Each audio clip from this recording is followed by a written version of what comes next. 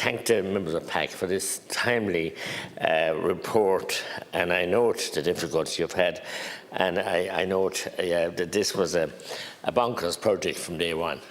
I also note, and no disrespect to Aaron Stewart, that Minister Donnelly is not here to talk to us this evening, to take this reading of this report this evening. But what's new in this, when senior ministers just abdicate responsibility? This was the wrong site, the wrong place, at the wrong time.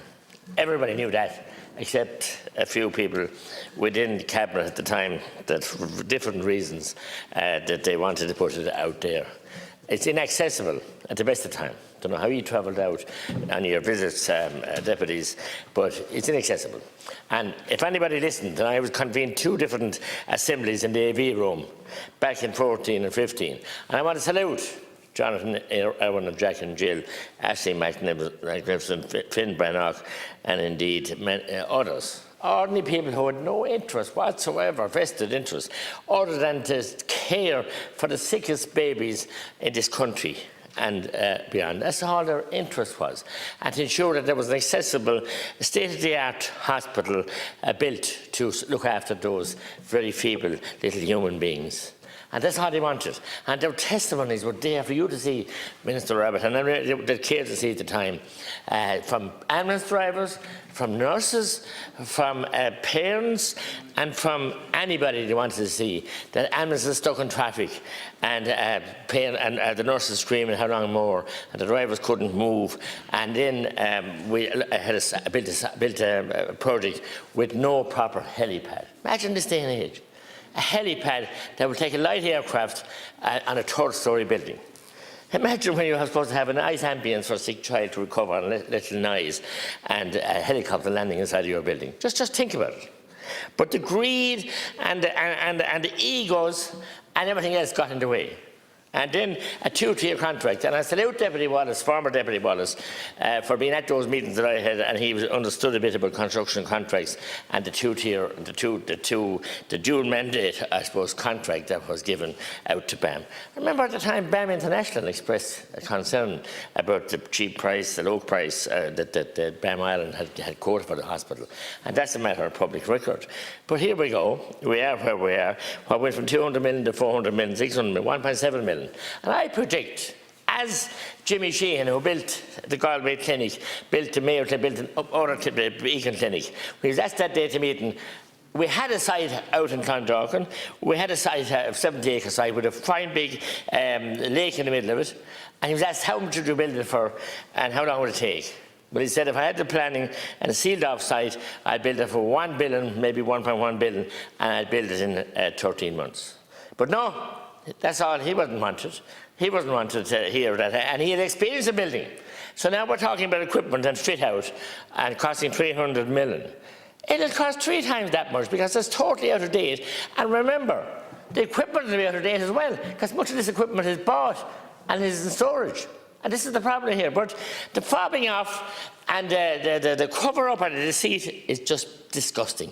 Deputy Murphy said it was the most costliest project in the world since time immemorial, and it is.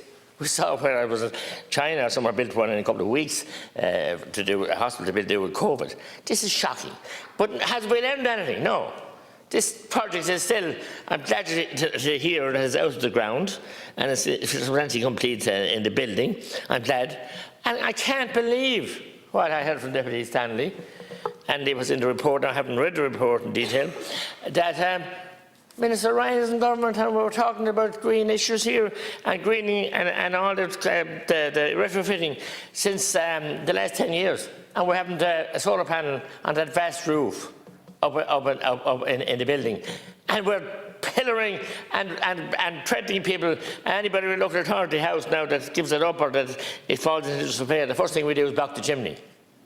My goodness, this little country of ours is definitely being mistreated, blackguarded, pilfered, the taxpayers rather, sorry. Because remember, all the money we're talking about today, Department of Health, HSE board and everything else, it's all paid for out of the pockets of the ordinary people. It's all paid for instead of paying for serious scoliosis operations, serious orthodontic treatment, cancer treatments that are needed so badly by our people. Why there's not a mutiny or a rebellion among the people, I don't know. My late brother was a paediatrician of some renown, and he dearly looked after, or wanted to look after children as well. That was my interest, really, and that's how I became involved.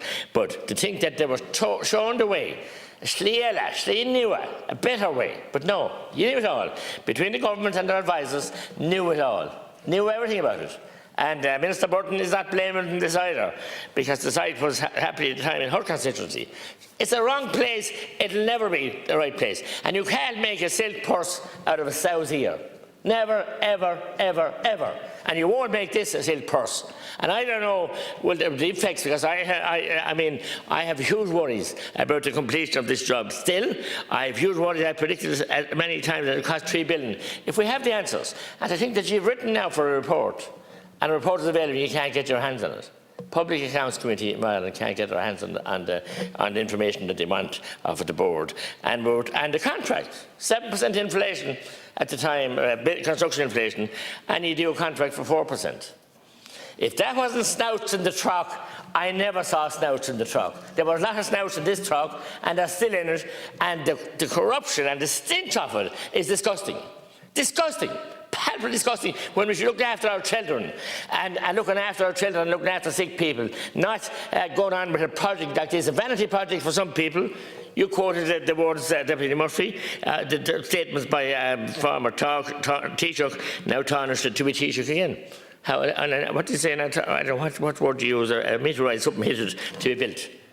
False promises and fake platitudes, and sick children waiting for treatments.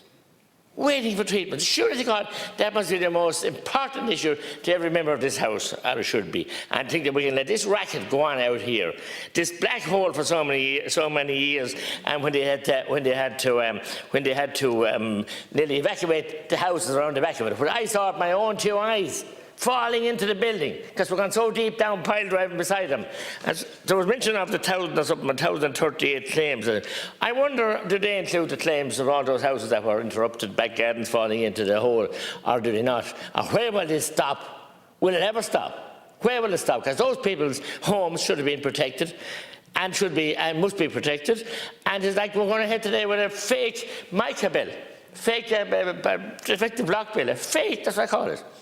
Nothing short of fake is what's happening. And this is another phony project out here, as I said, in the wrong place, inaccessible. We were told at the time that the sick babies could come in the Lewis.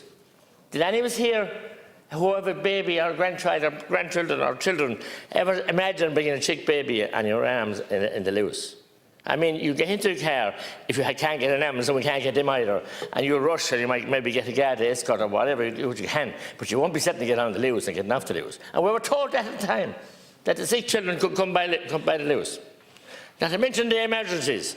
And I know emergencies with young children that's in my own parish, and I want to thank everyone, and including the Garda Síochána for giving escorts, because they needed treatment in our present hospitals in Dublin, and they got that. And some of them, unfortunately, didn't.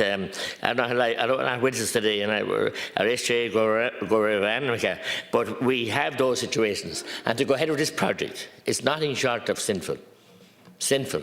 Nothing short of it, if people believe in sin anymore. But certainly, I think the men above, for Judgment Day, won't allow this blackguarding to go on.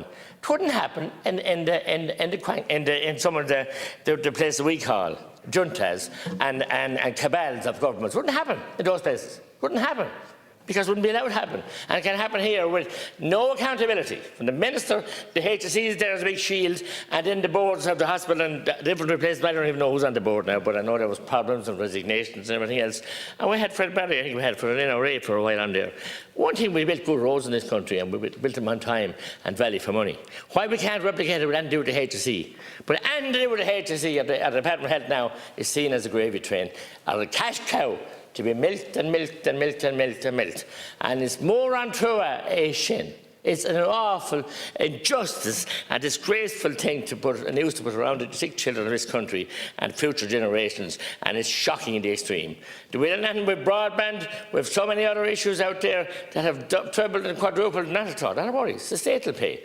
But remember, the state are the taxpayers, and they are very tired of this and very angry about this, and it's not good enough. Good morning.